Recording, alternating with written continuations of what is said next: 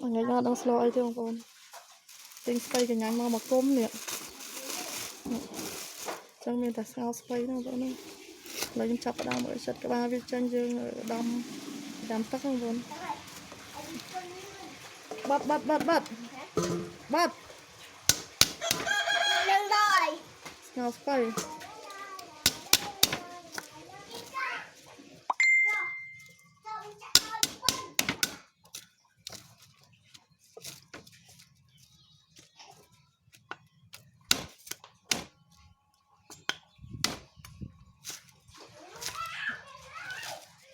hành về chỉ căng mà con đặt thêm tắc luôn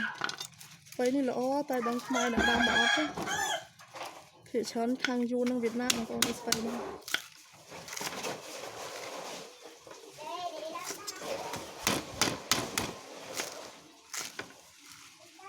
vậy nên bạn ta hướng cho nhau không